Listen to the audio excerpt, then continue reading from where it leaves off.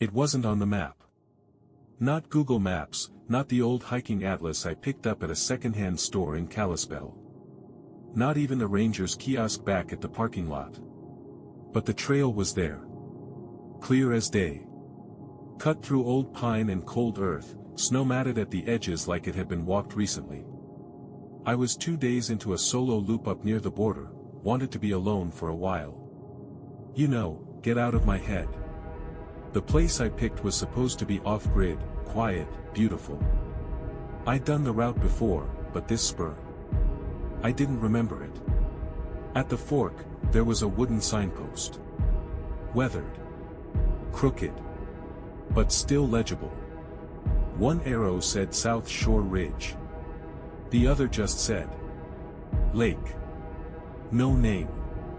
No symbol. Just lake. And that was the thing. There wasn't supposed to be a lake here. Not for another 6 miles west, across a ridge I hadn't even started. But the trail was dry. Flat. And something about it just pulled. I followed it. For about half an hour, the woods narrowed. The trees got tighter. Older. I passed no other markers. No wrappers. No boot prints. No birds. Just snow. Pine. And that trail. Until I saw it. The trees broke open without warning, like I'd stepped through a seam in the world, and there it was. A perfect lake. Still as oil. Shimmering dark, like slate glass. The tree lean around it curved like a bowl. It didn't look natural. Not man-made either. Just found. Like the land forgot to hide it.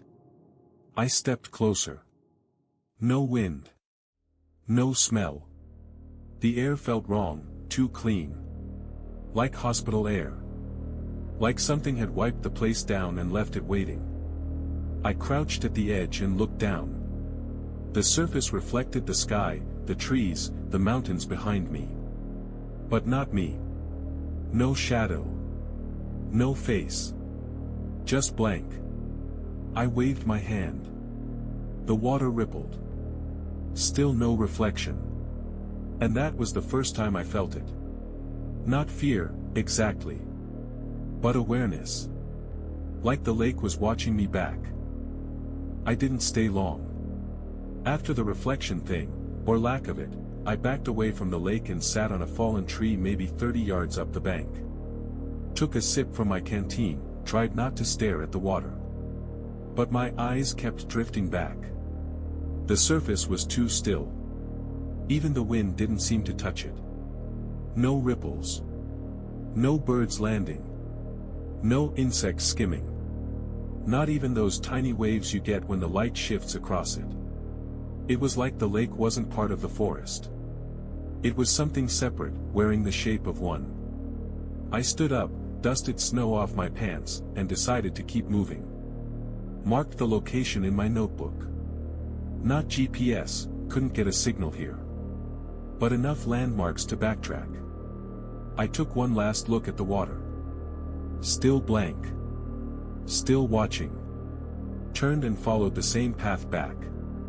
Or thought I did. About 10 minutes into the return hike, I stopped cold. Because I found my own footprints. Coming toward me. Same boot tread. Same spacing. Mine. But if I was walking away from the lake, and the prints were headed toward it, then what was I following? I looked behind me. Nothing. Just more trail. Quiet. Too quiet. I knelt to double-check. Pressed my boot into the snow beside the older print. Perfect match. I was following my own trail in reverse. But the strangest part? There weren't any return prints. No overlapping steps. Just a clean set of outbound tracks. Leading back to the water. As if I hadn't turned around. As if I'd never left. I started talking to myself. Just little things at first. Stuff to keep the silence out. Trail habits. Left turn here, or, should have brought more jerky. That kind of muttering you do when you're alone too long and need to remember you exist. But as soon as I opened my mouth, I froze. Because the words I heard weren't the ones I said. Close. Almost exact. But not quite. I said, need to push another mile before dark. And a second later, just barely audible behind the trees. Push another mile before it gets dark. Same tone. Same rhythm. Different order. Like someone had heard me, and was repeating it. Rehearsing it. I stopped breathing. The trees ahead were tight. Still that eerie, overly vertical forest with no animal noise. The kind of woods that feel curated. Too clean. Like someone grew them in a straight line. Hello. I called out. No answer. Just wind. Then. My voice again. Hello. Fainter. From the left this time. No crunch of snow. No branches shifting. Just the sound, like it was stitched into the air. I spun, scanned the woods. Nothing. But then I realized something even worse. The footprints. They were closer now. I hadn't taken another step. But they led right up to where I stood. And then. They kept going. Past me. Back toward the lake. I don't remember deciding to go back. 1 minute I was standing in the trees, heart pounding, ears straining for movement. The next, I was walking again. And I knew where I was headed. The lake. The trail narrowed. Not physically, just felt narrower. Like the trees leaned in a little tighter. Like the path behind me had started closing the second I passed. And the deeper I went, the more familiar everything felt. Too familiar. Same curved branch. Same broken stump. Same pile of snow-packed leaves I'd passed half an hour ago. The forest wasn't just repeating. It was remembering. I broke through the trees again, stepped back into the clearing. The lake still lay there, quiet, untouched. That glassy surface waiting like a sealed eye. I walked up to the edge. And this time. There was a reflection. But not mine. At first glance, it looked right. Same shape. Same stance. But then it blinked, and I didn't. Its shoulders moved slower. Its head tilted just a little too far to the side. And its mouth was moving. Saying something I couldn't hear. I leaned closer. I don't know why. I knew I shouldn't. But I did. The reflection smiled. I didn't. Then the water rippled. Not from me. Not from wind. From something behind the reflection. Just beyond the mirrored version of me. A hand rose up. Long, thin. Wrong. It reached toward him, the mirrored me, and rested on his shoulder. And then both of them turned. And looked straight at me. I ran. Didn't grab my pack. Didn't look back. The woods swallowed me fast, cold air slicing my lungs, branches catching my coat. But I didn't stop. Couldn't. Because the moment that reflection looked up at me, I felt something snap. Like a cord stretched too tight had finally split. Not in the world. In me. The trees blurred past. Same ones I came through. But they looked different now. Bent. Watching. Not metaphorically, actually watching. Every time I glanced left or right, I saw dark gaps that shifted when I moved. Like things pulling back from view just in time. When I finally stopped, it was only because I couldn't breathe anymore. My hands were shaking. My legs burned. I leaned against a birch, tried to gather myself. And I heard it. Breathing. Not mine. Close. Behind me. I spun, fist clenched around my knife. Nothing there. But the breathing didn't stop. It just moved. Slowly. Circling. I backed away until I hit another tree. Then it stopped. Not faded. Stopped. Like it had learned how. I turned toward the trail. Tried to focus. Thought, get to the road. Get out. Just move. And I did. But that night, after I'd made camp an hour from the lake, I saw the footprints again. Next to mine. Not following. Beside. Like someone had been walking with me. The whole time. The fire was the only light. I'd made camp in a tight little clearing, tucked between two ridges. Seemed like a good spot. No wind. Good visibility.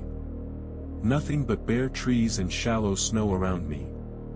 I laid out my gear, built the fire slow and low, just enough to stay warm.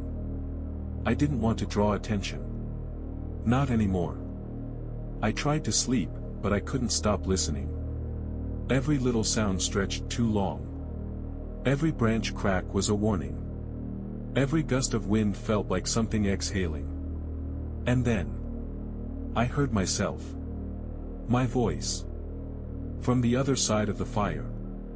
Not loud. Just a single line. It's warmer here. My blood turned to ice. I sat up. No one there. Just the fire. And the voice again, this time from behind. It's warmer if you stay. I stood. Turned a slow circle. Nothing but black trees and orange glow. And then I saw the fire from behind. From a few feet away. A second fire. Identical. With someone sitting beside it. Me. But not quite. The posture was off. Head tilted. One shoulder higher than the other. Just wrong enough. I blinked. It was gone. Only my fire remained. I backed away, heart in my throat, and nearly tripped over my own pack. But it wasn't my pack. Same color. Same patches. But it was zipped wrong. The tag was torn in the corner, something mine never had. I looked around again. My voice whispered, right behind my ear. You've been here before. I don't remember falling asleep. 1 minute I was staring at the dying fire, knife on my lap, boots still on. The next. Light. Not bright. Just enough to tell me it was morning. The kind of cold, flat daylight that filters through pine without any warmth. My neck hurt. My back ached. And for a moment, I thought, I made it. I slept through. But then I noticed it. Breath. Not mine. Visible. Floating in the air just a few feet ahead of me. Someone else was breathing. I sat up slowly. My hand went straight to the knife. There, across the clearing. Me. Sitting in the exact same posture I remembered falling asleep in. Same jacket. Same torn glove. Same patch on the sleeve. He was staring at the fire. Or what was left of it. I whispered, "Hey." He didn't move. Didn't blink. Just sat. So I stood. Took one step toward him. He turned. Not fast. Not startled. Just turned. And smiled. But his eyes didn't smile. They stayed wide. Flat. Too dry. I took another step. He did too. In perfect sync. Like a mirror with lag. That's when I saw his boots. They were mine. But wet. Caked in mud I hadn't stepped in. The laces were tied differently. Then, he opened his mouth. And said, in my voice. "Which one of us leaves?" I ran again. Didn't break camp. Didn't pack. Just turned and moved, fast. I don't remember the trees. I don't remember the trail. Only the sound of my boots hitting snow, and the quiet crunch behind me, always just a second off. Whoever, whatever, that was, it never touched me. But it didn't need to. It moved with me. It learned me. Every step, every breath, every bad knee twitch, I felt it echoing. When I saw the trailhead, I nearly collapsed. My truck was still there. Windshield frosted. Keys still under the bumper where I'd left them. I got in. Started the engine. Didn't look back. Didn't stop until I was halfway down the mountain, until signal bars appeared and I saw real life again, roads, signs, gas stations. People. I told myself I'd imagine the rest. The footprints, the voice, the reflection. I even laughed, half crazed, on the drive home. But when I got to my apartment, there was mud in the entryway. Small clumps. Forest mud. I told myself it was for my boots. But mine were dry. Then I opened my closet to get a change of clothes. Inside, neatly folded on the shelf, was my pack. The first one. The one I left at the lake. And next to it, my boots. Also wet. Also tied wrong.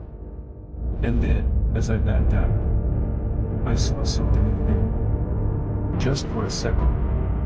A blur. Not my face. But close. Watching.